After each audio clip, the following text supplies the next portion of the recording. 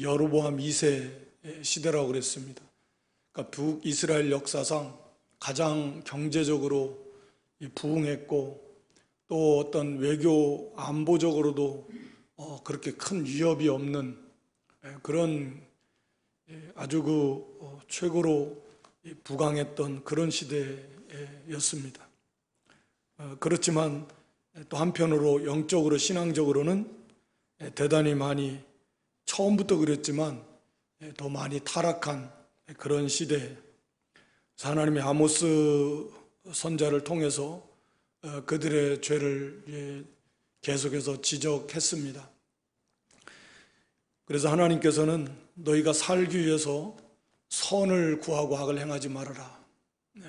한마디로 회개하고 하나님을 찾고 하나님께로 돌아와서 바르게 예배와 모든 삶이 바르게 회복되면 살 길이 열리고 또 개인적으로도 전체적으로 다 그렇게 하나님의 심판을 피할 수 없다고 하면 개인적으로라도 하나님께서 살 길을 열어주시겠다. 15절에 보면 혹시 요셉의 남은 자를 긍휼히 여기시리라. 진실한 그런 믿음을 가지고 회개한 사람 하나님께서 긍휼을 베풀어 주시겠다. 그러나 그들이 회개하지 않는다면 오늘 여기 16, 17절은 하나님께서 심판하실 때 그 심판이 너무 참 무서워서 모든 사람들이 예외 없이 다 거기 16절에 보면 사람이 모든 광장마다 다 모여서 울면서 막 부르짖고 오호라 오호라 통곡을 하면서 또 농부를 불러다가 울음꾼을 불러다가 그때는 아마 이렇게 극도의 슬픔 너무 커서 전문 울음꾼들을 불러다가 이렇게 울 수밖에 없을 만큼 전체적으로 어느 한 지역이 아니라 이스라엘 나라 전체가 이런 큰 슬픔과 고통을 당하게 될 것이다.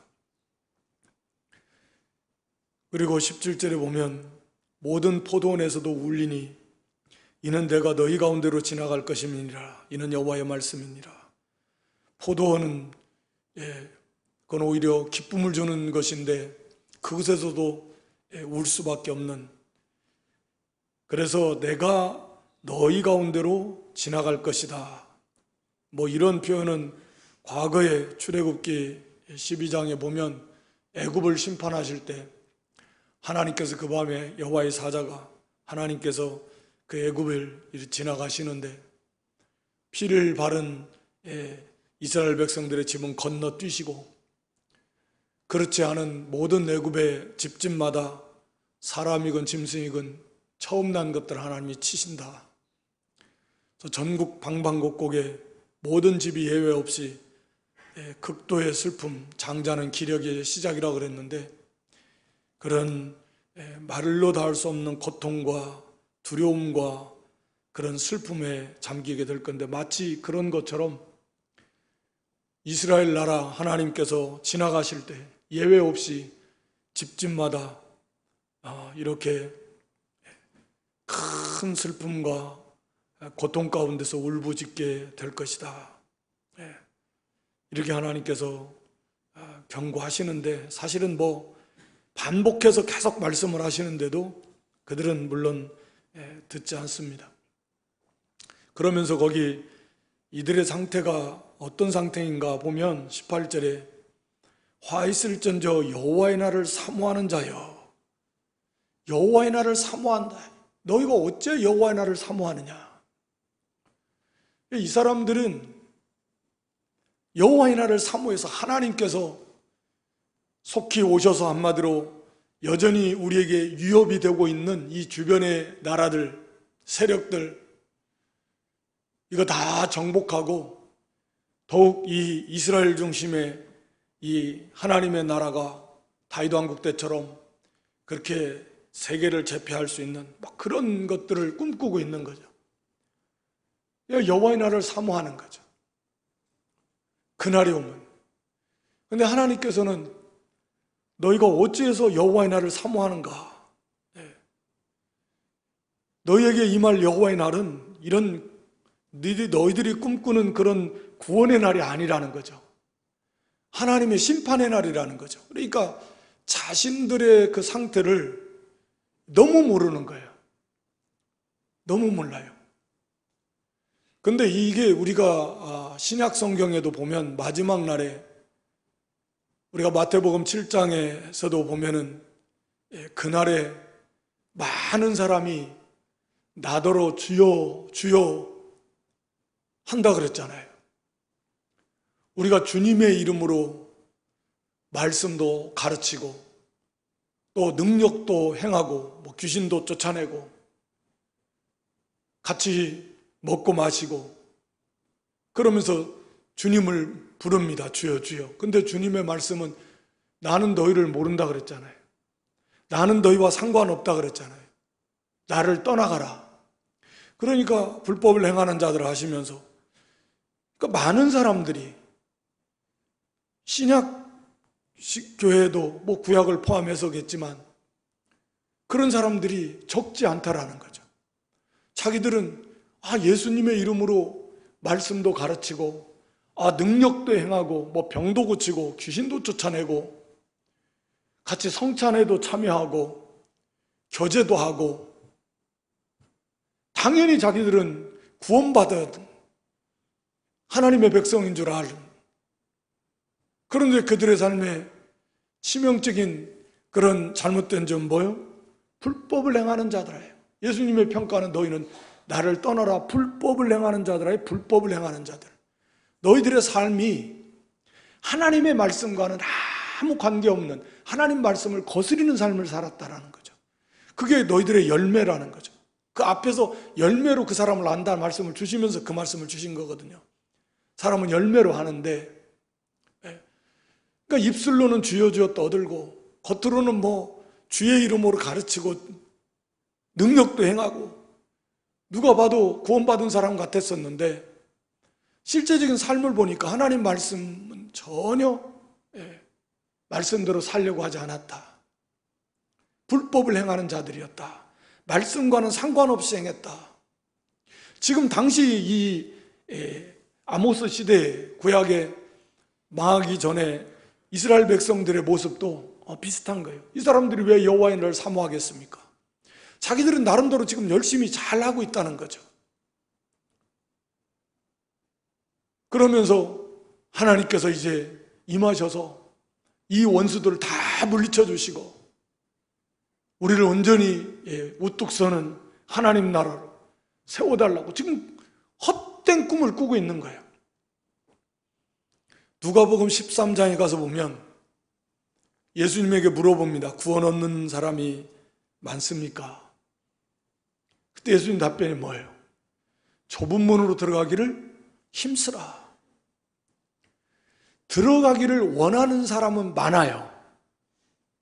들어가기를 원하는 사람, 천국에 들어가기를 원하는 사람은 많지만 실제로 들어가는 사람은 그렇게 많지 않다. 그 말씀을 하시면서 동일한 말씀을 하시는 거예요. 그날에 많은 사람이 나더러 주여 주여 하는, 그러나 주님의 답변은 똑같아요. 나를 떠나라 나는 너희를 모른다. 불법을 행하는 자들아. 그러니까 성도는 어떻게 해서든지 좁은 문으로 들어가기를 힘쓰는 사람, 말씀을 받아서 말씀대로 살려고 힘쓰는 사람, 비록 100% 완전하진 않아도 여러 가지 여전히 부족하고 흠도 많고 허물도 많지만 그러나 말씀대로 살려고 하는, 몸부림치고 힘쓰고 애쓰는, 좁은 문으로 들어가기를 힘쓰라 그랬으니까 우리가 어떻게 해서든지 예수님을 닮아가려고 힘을 쓰고 예수님 말씀대로 우리도 살려고 힘을 쓰고 그것이 삶 속에서 보여져야 된다라고 하는데, 이건 뭐 우리가 늘 아듯이 예배 따로 삶이 너무 괴리가 커서 교회에 나와서 예배 드리고 하는 것을 볼 때는 믿음이 있는 것 같은데 실제 삶 속에서 보면 이건 너무나 말씀과는 동떨어진, 말씀대로 살려고 몸부림치는 것도 별로 없고 마치 그냥 뭐 교회 갔다 왔으니까 내가 할 일 다 했다. 그런 사람들. 그러면서 세상의 삶은 그저 그냥 세상 사람들과 다름없이 말씀과는 아무 관계없는 삶을 살아간다는 그런 교회 안에 있는 사람들을 향해서 주시는 경고의 말씀이잖아요. 우리가 열천의 비유 잘 아는데 10명의 처녀들도 다 신랑이 오기를 기다립니다. 기름 준비를 안 해놓고도 신랑이 오기를 다 기다려요. 천국을 다 사모합니다. 또 예수님의 재림을 기다립니다. 물론 미련한 5처녀에 대해서 약간의 해석의 차이는 있지만 분명한 것은 그건 장담할 수 없는 겁니다. 그 사람들 두 종류예요.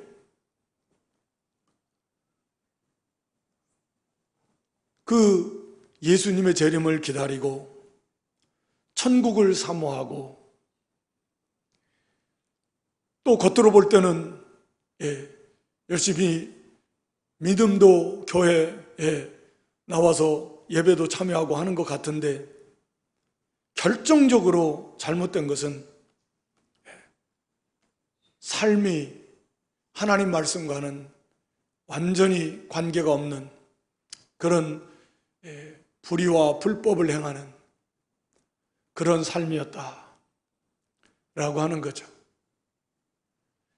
그런 이 심판에 관한 말씀에도 보면 그런 거예요. 우리가 마태 25장 마지막에 가서도 최후의 심판 때 모르는 거예요. 우리가 언제 그렇게 주님을 박대했습니까? 나 그런 적 없는데. 형제에게 하지 않은 거죠.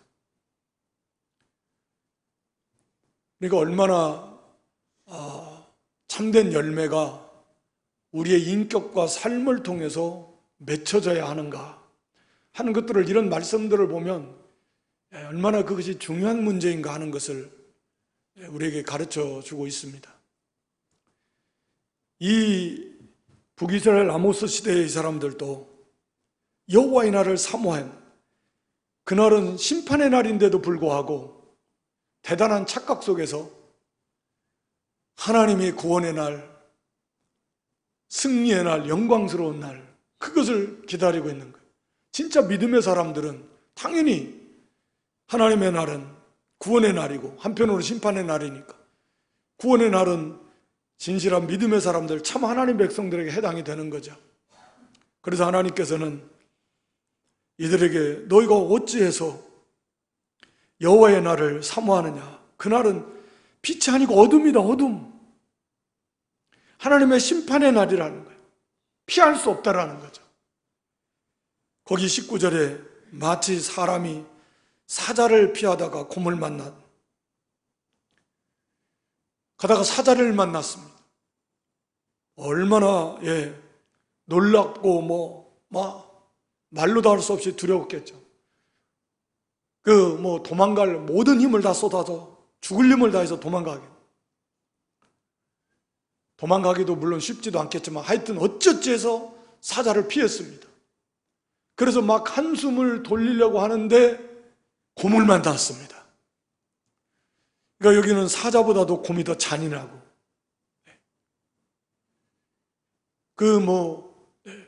빠르기도 곰도 상당히 빠르고 사람이 달려서는 못 피하는, 그리고 아주 굉장히 힘도 세고, 그러니까 이건 감당할 수 없는. 그런데 그 곰도 어떻게 해서 죽을 힘을 다해서 세상 말로 운이 좋아가지고 어떻게 피했어요. 그래가지고 마침 집 피난처로 들어갔습니다. 담이 둘러싸이고 벽이 있고 그래서 곰을 피할 수 있는 그런 곳으로 마침내 딱 이제 피했습니다. 이제는 살았다. 그리고 손을 벽에다 짚고 이제 기운이 다 지내가지고 했는데 거기에 독사가 있어가지고 물어버렸네. 그래서 죽어버립니다. 한마디로 이것은 피할 수 없다. 하나님의 심판을 무슨 수를 써도 못 피합니다.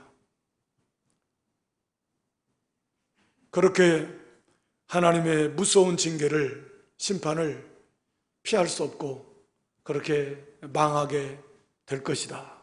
그런데 왜 그날을 기다리느냐? 그날을 사모하느냐?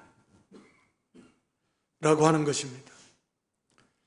그러니까 영적인 소경에게 무지하고 그렇게 육신의 것만 추구하고 자신들의 영적인 상태 너무나 모르는 거죠. 이렇게 된 그런 어떻게 보면 좀 더 근본적인 이유라고 하면 거기 21절 이하에 나온 대로 예배가 타락이 된 거죠. 내가 너희 절기를 미워하며 멸시한다. 그들의 절기, 모여서 하나님 앞에 제사하는 그 예배, 그 제사를 멸시하는 것입니다. 미워한다. 증오하고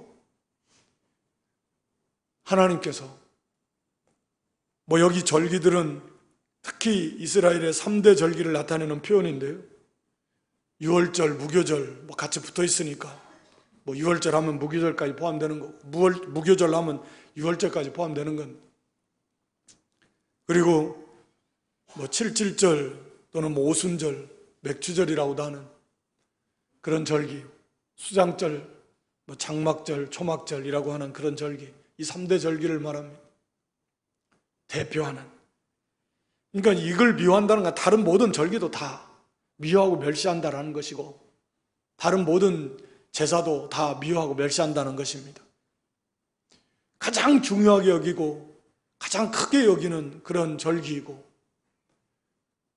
그렇게 한 주간씩 모여서 미리 준비해가지고 최선을 다해서 드리는 그런 제사조차도 하나님이 그 절기 자체를 미워하고 멸시할 정도니까 왜 그렇습니까? 또 너희가 드리는 번제, 소제 하나님 받지 않을 것이다. 화목제 받지 않을 것, 어떤 제사의 제물도 하나님 받지 않으시겠다. 이렇게 말씀합니다. 그리고 23절에 보면 찬송도 그쳐라. 내 앞에서 더 이상 하지 말라는 거예요. 그 빗밭소리 찬양도 하나님 듣지 않겠다. 들으실 수 없다라는 거예요. 참된 어떠한 예배의 행위도 하나님이 받으실 수 없다 라고 이렇게 말씀하십니다. 그러니까 결국 이 예배가 타락이 된 거죠. 북이스라엘은 그 출범부터 여로보암 1세부터 처음에 하나님의 말씀을 거스리고 절기도 우선은 베델과 단에다가 남쪽 북쪽에다가 금송아지 만들어 놓고 이게 하나님이다. 남쪽 예루살렘 성전에 가지 못하게 하는 단일 성소, 하나님의 말씀 그 예배 그걸 다 버려버렸습니다. 아니 그것을 막았습니다. 그리고 형상하지 말라는 하나님의 형상을 금송아지, 과거 출애굽 그 32장에 나온 것처럼 그런 습성이 있어가지고 금송아지 만들어 놓고 이게 하나님이다. 1계명, 2계명 다 범한 거죠. 그리고 절기 날짜도 8월 15일이다. 아무나 갖다가 일정 금액 이상의 물질만 갖다 바치면 제사장 할 수 있다. 그러니까 하나님의 말씀을 이렇게 다 무시해버렸습니다. 절기의 날짜도 바꾸죠. 단일 성소, 하나님이 정한 곳, 그곳에 가서 제사하라 그랬는데 그거 무시했죠. 그리고 날짜도 바꾸고 제사장 아무나 갖다 세우고 그리고 의식화되고 형식화되고 참된 믿음으로 하는 것도 아니고 그러니까 예배가 타락이 됐습니다. 그래서 거기서 바른 하나님과의 관계가 회복이 안 되고 바른 하나님의 말씀의 선포가 안 되고, 그러니 어떻게 그 삶으로 이게 이어질 수 있겠습니까?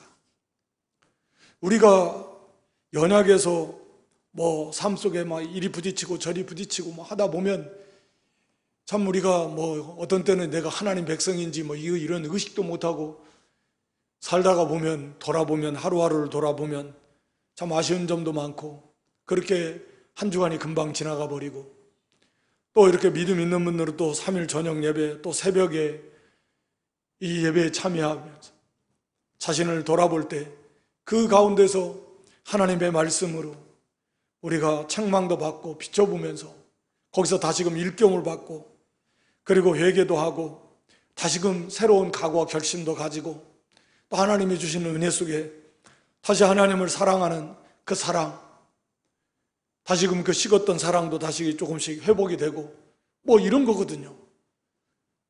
또 자기 정체성도 다시 한번 인식하면서, 그래, 내가 누구인가, 무엇을 하면서 어떻게 살아야 될 것인가, 내가 바라보고 가야 될 곳이 어딘가, 이런 것들이 결국은 예배를 통해서 이게 어느 정도 회복이 돼야 되지 않습니까?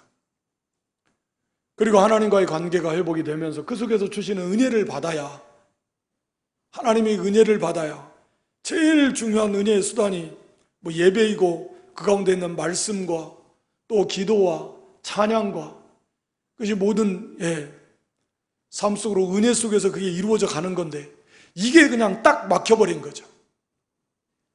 예배가 타락해버린 겁니다. 그러니까 당연히 이게 삶이 망가질 수밖에 없는 거예요. 그게 회복이 될 수 있는 가능성이 어디서, 이게 회복이 어떻게 회복이 되겠습니까? 예배를 통해서 회복이 돼야 되는데, 거기에 하나님 주신 은혜 가운데서 이 말씀을 벌써 버렸고, 말씀이 잘못돼, 신령과 진리로 예배해야 되는데 참된 신령과 진리가 없어져 버리면 알맹이가 빠져나가고 그냥 의식과 형식만 있는 거예요. 하나님은 영이시니까 우리가 영적 예배를 드려야죠. 육신 중심의 예배가 아니라 영적인 예배를 드리고 진리에 맞는 예배를 드리고, 그래서 하나님과의 관계 속에서 하나님이 은혜를 주실 때 말씀도 은혜가 되는 거고, 기도 가운데도 은혜가 되는 거고, 찬양 가운데도 은혜가 되는 거고, 거기서 깨달을 바를 깨달고, 회개할 바를 회개하고, 각오할 걸 각오하고, 힘을 얻을 걸 힘을 얻어서 그렇게 해서 또 이제 세상에 나가서 선한 싸움을 싸우고, 또 피곤하고 지친 거 이끌고 또 다시 거룩한 안식일의 주일에 또 나와서 다시금 또 힘을 얻고 충전하고, 또 세상에 나가서 또 선한 싸움 싸우고, 좀 이렇게 돼야 되거든요.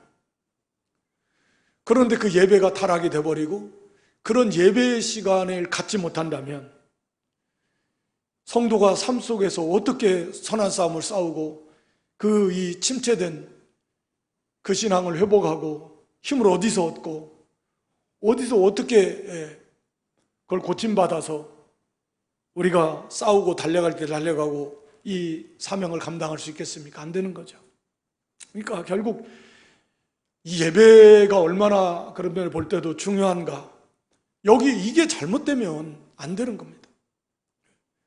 하나님과의 관계 속에서 예배가 오늘날로 우리가 신령과 진리로 바른 예배가 되도록 해야 되고, 우리 한 사람 한 사람도 마찬가지입니다. 그래서 성령의 인도를 받아서 우리의 중생한 영을 가진 성도들이 우리 마음과 뜻과 정성을 다해서, 그래서 하나님을 사모하고 사랑하고 구원의 은혜에 감사하고 또 그 말씀에 비춰서 애통하며 회개하면서 그렇게 간절함으로 또 믿음을 가지고 하나님을 사랑하는 가운데 그렇게 우리가 예배를 드려야죠. 하나님의 말씀으로 받으면서 마음과 뜻과 정성을 다해서, 그럼 반드시 하나님께서 그 중심도 하시고 또 그렇게 할 수 있는 것도 하나님의 은혜가 있으니까 그렇게 하는 거고, 그래서 회복이 되어 가는 건데, 말씀을 저버리고 하나님 중심이 아니라 육신 중심이고 그저 자꾸 눈으로 보는 중심이고 감정 중심이고 그리고 기복주의적으로 자꾸 흐르고 사람을 기쁘게 하는 중심으로 자꾸 흘러가 버리고 점점 시간이 갈수록 하나님 그 원래 말씀 신령과 진리에서 멀어져 간다고 하면 그러면 뭐 거기에 생명의 은혜가 있겠습니까? 그러면서도 얼마든지 많은 재물을 갖다가 바칠 수 있고요. 실제로 그랬으니까. 그리고 얼마든지 모여서 그렇게 예배할 수 있습니다. 그러나 말씀에서 멀리 떠나고 마음 중심으로 하나님을 사모하고 경외하고 또 사랑하지 않고 믿음이 없이 그렇게 나간다고 하면 하나님이 기뻐하시는 참된 예배를 드릴 수 없다라고 하는 것입니다. 그러니까 이것이 이제 삶으로 불의와 불법을 행하고 그러니까 껍데기만 남아있는 겁니다. 탐욕에 물들어가지고 그래서 어떻게 해서든지 그저 자기의 욕구를 채우고 약자를 이렇게 짓밟고 의가 무너져 가버리고 그래서 하나님께서 이 예배, 이들의 모든 절기 때 드리는 제사를 비롯한 그들의 제사를 하나님이 미워했고 멸시한다고 그랬습니다. 기뻐하시지 않습니다. 어떠한 그 제물도 받지 않으십니다. 23절에 어떠한 찬양도 하나님은 그냥 소음이죠, 소음. 얼마나 준비해서 이렇게 육신적으로는 아름다운 하모니를 이루면서 이렇게 듣기 좋을지 몰라도 믿음에서 멀리 떠나고 삶이 엉망이고 참된 애통함이 없고 타락한 가운데서 아무리 찬송을 해도 하나님은 그 찬양 받지 않으시겠다. 그 찬양대 찬양도 또 성도들의 찬양도 하나님은 받지 않으시겠다. 그러면서 24절에 오직 공법을 물같이 정의를 하수같이 흘릴지로다. 의가 무너졌다라는 거죠. 공법이라는 것은 좀 사법적 재판할 때 그런 그 정의를 나타내는 단어고요. 여기 정의를 하수같이 할 때 이 정의는 일반적인 통치자 바르게 통치해 나가고 또 모든 면에서 일반적으로 좀 폭넓은 의의를 세워나가는 거예요. 그러니까 재판 가운데도 의의를 세워나가야 되고 하나님 말씀에 맞게 말씀의 기준에서 당시에는 신정국가니까 율법에 의해서 바르게 공평하게 이렇게 재판하고 또 통치자나 모든 백성들도 정의를 하수같이 흘려야 된다. 끊임없이 중단하지 말고 물같이 하수같이 의가 충만한 하나님의 나라. 하나님의 나라는 의가 충만한 나라니까 모든 것이 하나님 보시기에 옳은 것, 의를 세워나가는 것, 불의와 불법에 대해서는 타협하지 않습니다. 믿음과 양심을 쓰고 물론 양심의 표준도 하나님 말씀, 배운 바 말씀이 표준이 되지만 우리가 하나님 말씀에 맞는 그게 의잖아요. 의의 말씀에 맞지 않는 것은 단호하게 배격하고 모든 면에서 의를 세워나가라. 이게 근데 사실 쉽지가 않습니다. 여러 가지 그런 방해하는 요소들이 많아요. 그래서 우리가 잘 아는 로마 14장에도 거기에 하나님의 나라는 성령 안에서 뭐예요? 의입니다. 의. 첫 번째 나오는 게. 이게 하나님의 나라의 모습이다라는 거죠. 어떤 것이 옳은 것인가 하는 것입니다. 명확하게 우리가 뭐 안식일을 지켜 우상에 뭐 섬기지 마, 도둑질하지 마, 뭐 이런 것들 십계명과 같이 뭐 이런 정확한 것은 뭐 고민할 것도 사실 없습니다. 그건 뭐 명확한 거니까. 그러나 이제 조금 애매한 것들이 있습니다. 그러나 그것도 사실 우리가 이 주일날 잠깐 살폈듯이 먹어도 되는 거 안 먹어도 되는 거,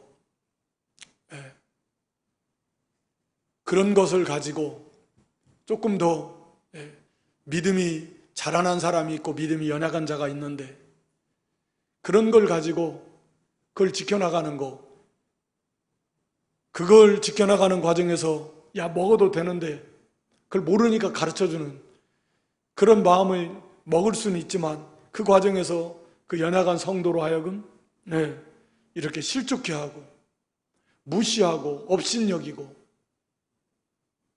그렇게 해서 그 성도가 실족해하는 것이 의인가? 그까짓 거 뭐 좀 뭐 안 먹으면 어떡고, 무엇이 의인가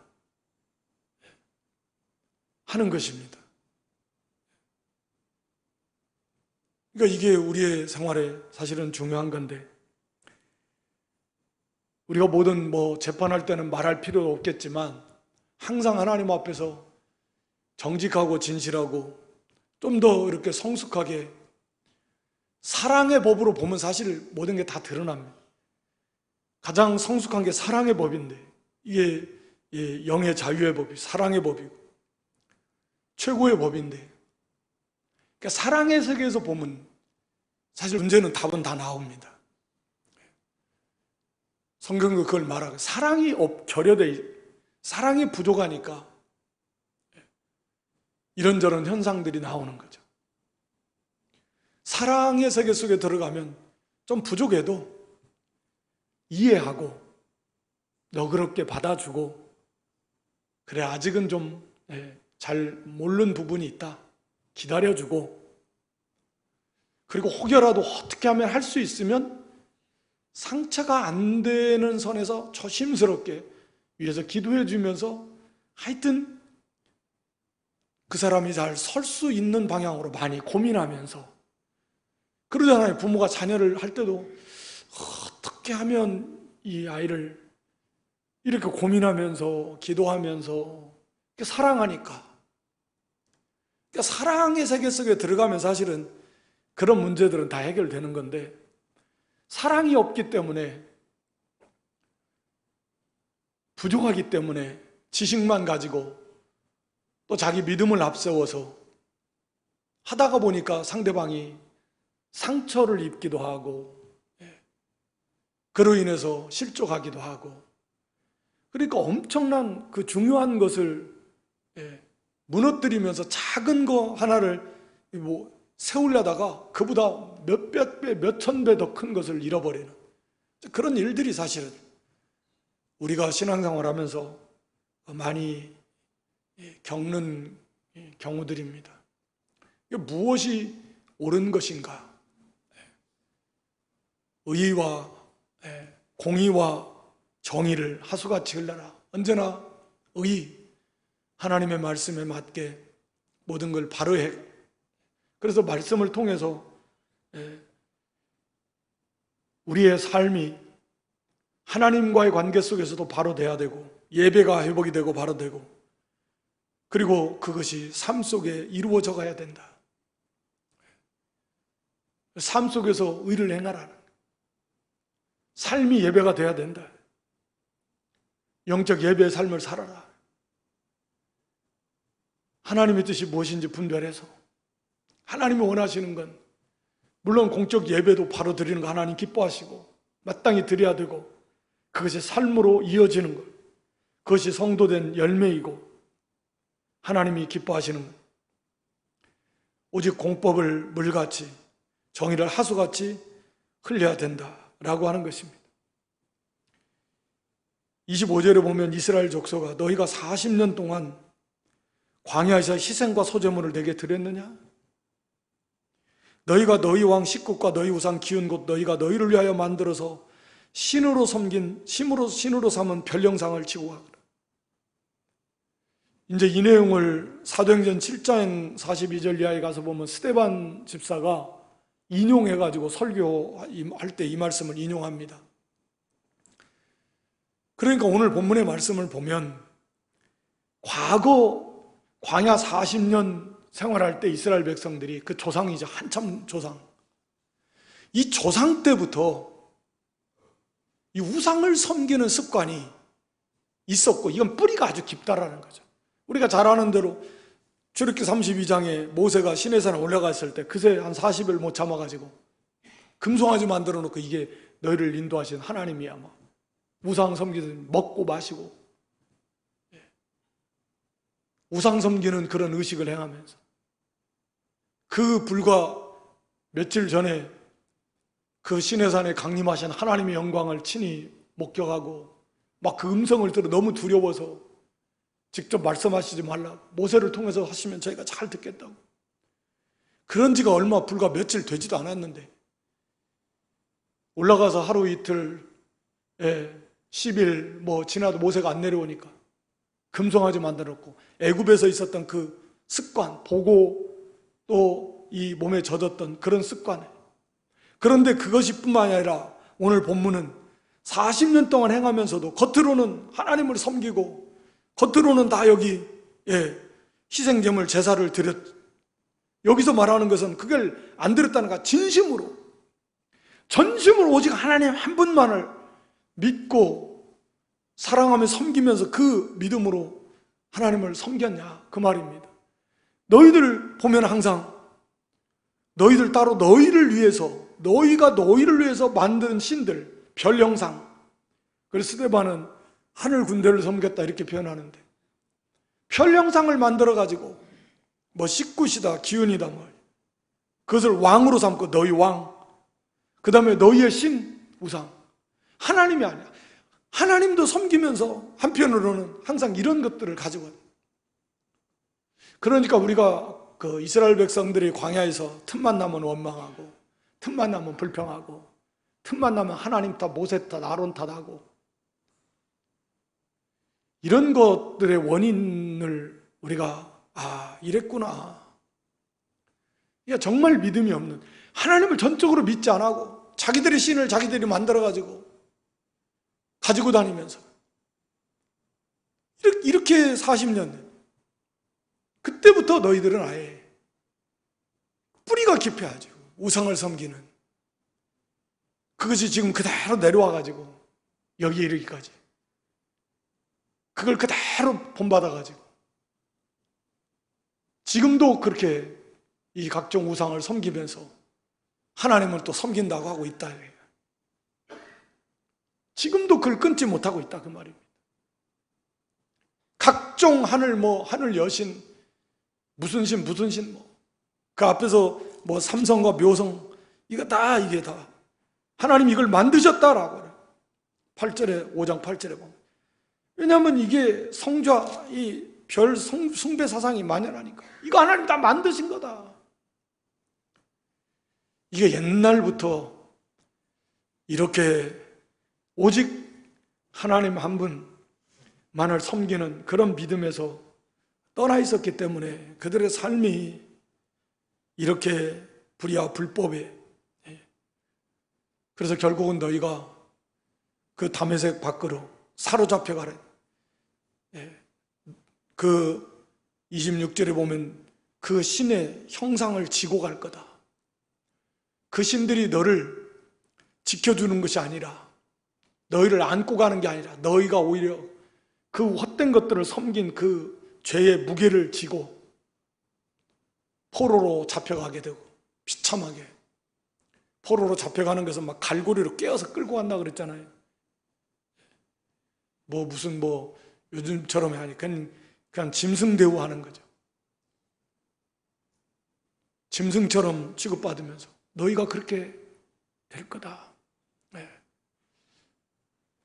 오늘 우리가 이건 그냥 옛날 사람들 참 어리석었네 그런 게 아닙니다. 이런 현상들이 오늘날에도 얼마든지 우리 가운데 있을 수 있다. 우리가 형상화된 우상은 아니지만 잘 아는 대로 하나님보다 더 의지하는 것들이 있으면 그건 분명히 우상입니다. 그래서 탐심을 우상이라 그런 거예요. 그 탐욕이. 그래서 하나님 못 따라갑니다. 그 탐욕을 따라가는 거지. 하나님보다 더 좋아하고 더 의지하고 더 두려워하고 그런 것들이. 그러니까 전심이 안 되는 거예요. 오직 하나님만이 안 되는 거예요. 나 속으로는 다 내 기도는 하지만 그래도 다 나름대로의 다 방비책이 있어요. 안 되면 다 이렇게 하고 도와줄 사람도 있고 좀 이렇게 하면 돈도 좀 이렇게 될 것 같고 해서 하면 될 것 같아. 그러니까 이게 전심의 기도가 하나님만 붙들고 의지하는 기도가 안 되는 거예요. 하나님만 의지하는 게 안 되는 거예요, 잘. 그래서 사실은 이게 앞발 뒷발 다 들 만큼의 환경, 광야, 정말 이건 다 뒤돌아봐도 도울 사람 하나도 없고 돈도 하나도 없고 오직 하나님, 진짜 그런 환경에 들어가야 그때는 진짜 이제 하나님밖에 없으니까.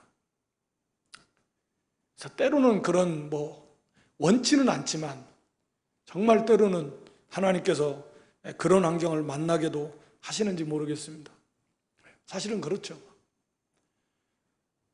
우리가 이스라엘 백성들이 이렇게 참 타락한 가운데 먼저는 예배가 무너졌기 때문에 하나님의 말씀을 버리고 자기들은 열심히 섬긴다고 섬기는데 그렇게 말씀이 멀리 떠나버린 하나님과의 관계가 막혀버렸고 하나님이 싫어하는 예배, 미워하는 예배, 멸시하는 예배, 찬송이 오히려 하나님의 귀만 시끄럽게 하는 소음 공회 같은 그런 예배, 어떠한 재물을 갖다 많이 드려도 받으실 수 없는 예배. 그래서 또 삶이 하나님 말씀과 동떨어지고 불의와 불법을 행하면서도 여호와의 날을 사모하는, 하나님의 복 주실 줄 알고 그런 소경과 같은, 또 자기는 구원받은 줄 알고 그렇게 살아갔던 이스라엘, 북이스라엘 그 말기의 사람들, 마지막 우리 주님의 살펴본 대로 심판 때에도 그런 사람들이 적지 않고 오히려 많을 것이다. 그래서 우리가 이 예배 정말 소중히 여길 뿐만 아니라 우리가 참 예배, 신령과 진리로 드리는 참 예배, 또 한 사람 한 사람도 형식과 의식이 아닌 진정으로 신령으로 드리는 예배, 그 가운데서 고침받고 깨닫고 회개하고 새로운 각오와 결심을 가지고 삶으로 이어져서 정말 하나님이 기뻐하시는 그런 열매를 맺는 삶, 좁은 문으로 들어가려고 몸부림치는 그러한 모습들, 의와 공평을 세워나가는, 의를 이루어나가는 그런 성도, 그런 교회 될 수 있기를 주님의 이름으로 축원합니다. 아버지 하나님, 이전에도 은혜 가운데 불러주시고 이쪽에 이렇게 멸망의 길을 걸어가면서도 자기들은 복받을 줄 알았던 영적 소경이었던, 무지했던 이스라엘 앞선 세대의 그런 불신앙의 모습들을 다시 한번 우리에게 가르쳐 주신 하나님, 우리에게 들을 길을 주시고 깨닫는 마음을 주셔서 언제나 우리가 하나님과의 관계가 바로된 신령과 진리로 드리는 참 예배, 우리 주님 오시는 그날까지 세워나갈 수 있게 하시고 그 예배 가운데서 언제나 우리가 고침받고 또 이렇게 온전히 깨닫고 회개하고 돌이켜서 하나님과의 관계가 회복이 되고 우리의 삶으로 이어져서 의를 세워나가고 또 사랑을 실천나가는, 어둠의 세상을 밝혀나가는 그런 본문과 사명을 잘 감당하는 그런 복된 교회와 성도들 되게 해 주시옵소서. 예수님의 이름으로 기도드리옵나이다. 아멘. 436장입니다. 통일은 493장입니다.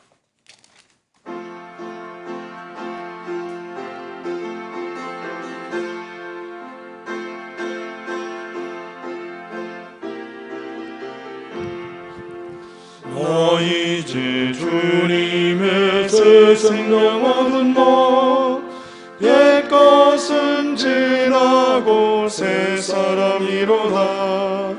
그 생명 내 맘에 강같이 흐르고 그 사랑 내게서 해같이 빛난다. 영생을 누리며 주 안에 살리라.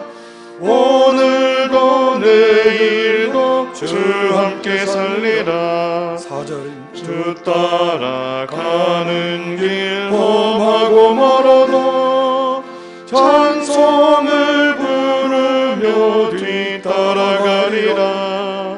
나 주를 모시고 영원히 살리라.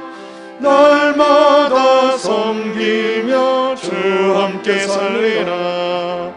영생을 누리며 주 안에 살리라. 오늘도 내일도 주 함께 살리라. 아멘. 주님 가르친 기도로 폐하겠습니다. 하늘에 계신 우리 아버지여, 이름이 거룩히 여김을 받으시오며 나라에 임하옵시며 뜻이 하늘에서 이룬 것 같이 땅에서도 이루어지이다. 오늘날 우리에게 일용할 양식을 주옵시고 우리가 우리에게 죄 지은 자를 사하여 준 것 같이 우리 죄를 사하여 주옵시고 우리를 시험에 들게 하지 마옵시고 다만 악에서 구하옵소서. 대개 나라와 권세와 영광이 아버지께 영원히 있사옵나이다. 아멘.